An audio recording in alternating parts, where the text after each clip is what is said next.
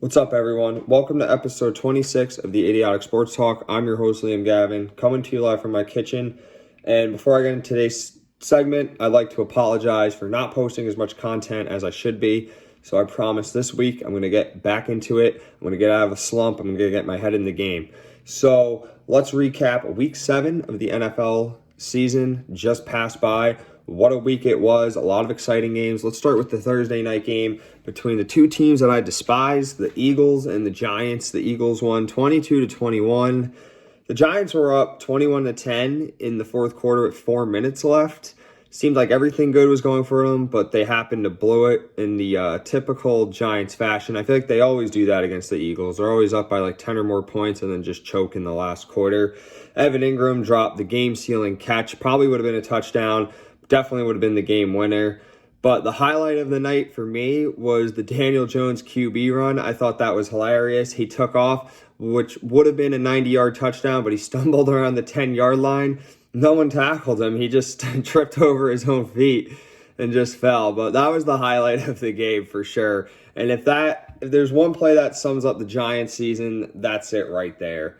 So that was it for the Thursday night game. The Eagles now move to 2-4-1 as the Giants are 1-6. The Eagles are in first place of the NFC least.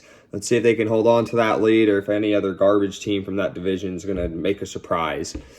As for the Sunday games, the first game, Saints beating the Panthers, an NFC South rivalry, 27-24. Teddy Bridgewater, he played a great game. He had 254 passing yards, 2 touchdowns, no picks. DJ Moore, his receiver, had a great game as well. 4 receptions, 93 yards, 2 touchdowns to go with that. But it was Drew Brees getting it done for his Saints. 287 yards passing, 2 touchdowns, no picks, and 1 rushing touchdown. But as for the Saints, they just ran the ball better. And when I mean better, I mean a lot better than the Panthers did. They had 138 yards total rushing, while the Panthers happened to only have 39 yards rushing. Can't win a game if you're not running the ball that well. So as for the Saints, they moved to 4-2. As the Panthers lost their second straight, they dropped to 3-4. We move on to the Bills beating the Jets 18-10. The Bills bounced back after 2 straight losses. Josh Allen had 307 passing yards with 61 rushing yards as well. He did not throw or rush for a touchdown. Allen's starting to worry me. I feel like his MVP status has definitely declined. Yes, they got the win, but I expected him to at least throw for like 3 touchdowns, maybe rush for 1. But they couldn't do that against a poor Jets team. As for Cole Beasley, the Bills receiver, he had 11 catches for 112 yards. It was his career high. The Bills defense, as banged up as they've been, they showed up. They had 6 sacks along with 2 interceptions as well. The Bills now move to 5-2 as the Jets drop to 0-7. They're the only team in the league right now that does not have a win. Poor Jets. So next game was a thriller between the Browns and the Bengals. The Browns wound up winning 37-34 on a last-second Baker Mayfield touchdown. Speaking of Baker, he started awful in the game. His first quarter, he was horrible. I don't think he even completed a pass. He threw an interception. But he bounced back with 5 touchdown passes for the rest of the game. He had a really clutch play towards the end of the game with 10 seconds left that I explained before. He just threw it in the back of the end zone, and it was the game winner. As for Odell Beckham Jr., I hate to hear this. He tore his ACL. He is out for the season. I know that's tough. He's a talented guy. The Browns definitely need him. But it's a shame what happened to him, so I'm hoping Odell can bounce back. As for the Bengals, Joe Burrow keeps having a hell of a season. 406 passing yards, 3 touchdowns, an interception, 34 rushing yards with a rushing TD. The Bengals are in good hands with Joe Burrow as I see it. Just please build an offensive line around that man. Don't kill his career. Next is the Washington football team beating the Cowboys 25-3. As a Cowboys fan, it was just embarrassing. They had a great goal line stop, and I was thinking maybe this is the week they turn it around. A couple plays later, Andy Dalton sack, ball goes into the end zone, tight end recovers it, it's a safety, and then they score from there, and then you know the rest. It just got worse and worse. The Cowboys' offense is an absolute mess right now. Their offensive line is terrible. But by the time Dalton would snap the ball, the defense of Washington would be in his face. They had 6 sacks on the day. They had a pick as well. They played pretty well on defense and on offense, too. They were able to get it done. But the Cowboys are a mess right now. Andy Dalton suffered a concussion in the game. They're starting Ben DiNucci Sunday night. Let's see if he could do anything. I don't know. I hope so. Fingers crossed, right? Both teams are now 2-5 in the NFC East. They still could win that division with how garbage it is. Next is the Packers beating the Texans 35-20. Rodgers had 283 passing yards with 4 touchdowns. Devontae Adams, 13 receptions, 196 yards, 2 touchdowns to go. In his return back, he missed some time because of injury, and he had a huge game back. As for Aaron Rodgers, I knew this would be a bounce-back game for him. They got embarrassed against the Buccaneers, and every time Aaron Rodgers gets embarrassed, he plays pissed off, and he plays his best football. So I knew once they were playing the Texans, who struggled this year a lot, it would not go in the Texans' favor. The Packers move to 5-1. The Texans fall to 1-6. Next is the Lions beating the Falcons 23-22. I thought this was going to be a higher scoring game. Both quarterbacks did have over 300 passing yards, and they had a touchdown. They did not turn the ball over, but Matt Stafford showed how underrated and clutch he was. In the final minute, he has a lot of fourth quarter comebacks within a short period of time, so it doesn't surprise me that they were able to get the win. The Falcons, yet again, they choked. They were up with a little over a minute left. They handed the ball to Todd Gurley. Todd Gurley, being an excellent player and a team player that he is, he went to fall before the goal line to slow the clock down and have the time run out. But by accident, his momentum caused him to go into the end zone, which gave the ball back to Detroit with a minute left. And we all know the rest. Matt Stafford doing his thing. I feel bad for the Falcons, man. It's like every week. They're a 1-6 team, and they should be like 5-2 right now, honestly. They really should. So the Lions move to 3-3. Falcons move to 1-6. Next game is the Steelers beating the Titans 27-24. The Steelers jumped out to a 27-7 lead, but almost blew it. Big Ben, he didn't have his best game. He threw a couple touchdown passes, but he had 3 picks as well. The Steelers' defense, on the other hand, they locked down Derrick Henry to only 75 yards. Henry is a monster. It really does surprise me that the Steelers' defense was able to do that, but they're also a really good defense, so I knew it was going to be an exciting matchup. Steven Gostkowski, the field goal kicker, he missed the game-tying field goal when it was 27-24. The Steelers now move to 6-0 as the Titans go to 5-1. This was the battle of the undefeated before. This was a great game as well. I loved watching that game. Next is the Bucs beating the Raiders 45-20. I thought this would be a closer game, but the Bucs really just had this thing on lock, especially in the second half. They scored a lot. Tom Brady doing what Tom Brady does best, 369 passing yards, 4 touchdowns, and a rush touchdown.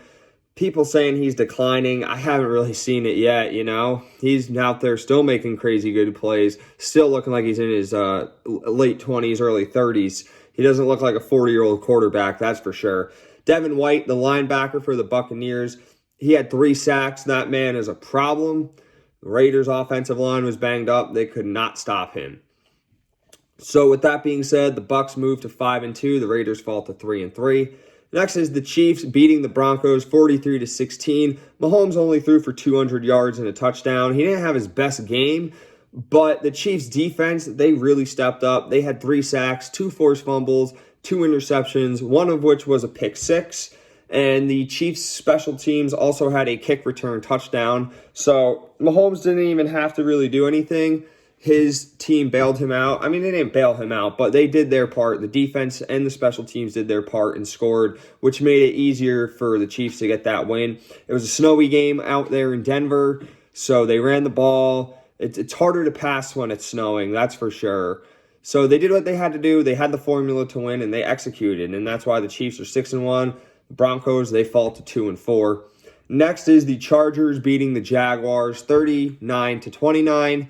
Justin Herbert gets his first win in the NFL. What a monster performance he had. 347 yards, 3 touchdowns, along with a rushing touchdown. Gardner Minshew for the Jaguars, he played pretty well. He had 2 touchdowns, no turnovers. But the Jaguars defense could not stop a nosebleed. They got ran over like the whole game. They got past. Justin Herbert shredded them and just made a clinic out of that Jaguars defense. So now the Jaguars have lost their 6th straight. They dropped to 1-6. The Chargers are now 2-4. Next is the 49ers embarrassing the Patriots 33-6. This was one of the worst losses Bill Belichick has had in his career. It was one of the worst losses the Patriots have had in the last 20 years. Jimmy Garoppolo didn't even play a great game. He had 2 picks, didn't really throw the ball well, but the Niners' run game was on fire. Jeff Wilson, he had 112 yards on the ground with 3 touchdowns, and the Niners' defense showed up. They had a couple sacks, but they had 4 picks. They got 3 off Cam Newton. They benched Cam Newton for Jared Statham, and he threw a pick as well. So the Niners are now 4-3. The Patriots go to 2-4. Patriots have not been this bad in a long time. It's really weird to see them this bad. As for the Niners, they're in contention with the NFC West still. They struggled. They were 2-3. They bounced back. They won 2 straight, and now they're right in the mix with the Seahawks, Cardinals, and Rams. It's an interesting division. Speaking of the Seahawks, they lost a really close game to the Cardinals, 37-34 in overtime. Russell Wilson, 388 passing yards, 3 touchdowns, but he had 3 picks. This might hurt his MVP race. We don't really know, though, because there's really been no solid MVP this year. We've seen a lot of quarterbacks struggle. We've seen a lot of teams struggle, so there's really no clear cut to who has an MVP path right ahead of them. Tyler Lockett, the receiver for the Seahawks, 15 catches, 200 yards, and 3 touchdowns. I know so many people that were winning by 50 points in fantasy football, and they're like, oh, my opponent only has Tyler Lockett left. I think I got this. In my league, Tyler Lockett had 58 points, so that's got to hurt. I mean, it's good for whoever has Tyler Lockett on their team, but if you're up like 55, even if you're up 55 points and thought you were safe, you weren't. Tyler Lockett, he came up and played big despite the loss. But let's talk about the Cardinals with Kyler Murray, 360 yards passing, 3 touchdowns, 1 interception, but he had a rushing touchdown as well. DeAndre Hopkins, 10 catches, 103 yards, a touchdown. This was the game of the year. I mean, so much excitement. The Seahawks bounced early by like 13 or 14 points. The Cardinals came back. Let's not forget about that guaranteed pick 6 by Budda Baker. You had him just prancing onto the end zone down the sideline. I thought it was a pick 6. Here comes DK Metcalf hustling down the sideline, tackles him inside the 5. The Cardinals try going for it on 4th and goal. They get stopped. The Seahawks get the ball back, and it was just an epic showdown. I think this is going to be the game of the year. It was so fun to watch. If I could rewatch that game, I would, because so much action and 2 great quarterbacks fighting for the NFC West. Oh man. If you didn't see the game, I highly suggest you watch it. Go watch the highlights. You'll see so many things happen. You'll see the coach for the Cardinals ice his own kicker and have him miss a game-winning field goal that sends the game to overtime. Just too much for me to even explain. And for the final game, for the Monday Night Football, it's the Rams beating the Bears 24-10. Both teams are now 5-2. Jared Goff played very well. He had 2 touchdowns, no interceptions. The Rams were able to run the ball much better than the Bears. The Rams defense had 4 sacks and 2 interceptions off of Nick Foles. The Bears just could not establish the run. This was a game that I thought the Bears would actually wind up winning, but I was wrong. The Rams showed up. They played well. They didn't turn the ball over. I think they turned it over on like a mischange to Robert Woods on a handoff, but they were already up 24-3 or 24-10 at that point, so it didn't really matter. But yeah, that was a big win for the Rams. Now, that NFC West is looking really good with the Seahawks sitting at top 5-1, the Cardinals and Rams at 5-2, and the Niners at 4-3. So it's going to be very interesting how that division turns out. So that's it. That's all I have for today. Thank you all for tuning in. Make sure to follow me on Instagram, and I will give one lucky winner a $100 cash prize once I hit 100 followers. So make sure you follow me, subscribe, spread the news, spread my name around YouTube, Facebook, whatever social media platform. Thank you, and have a wonderful day.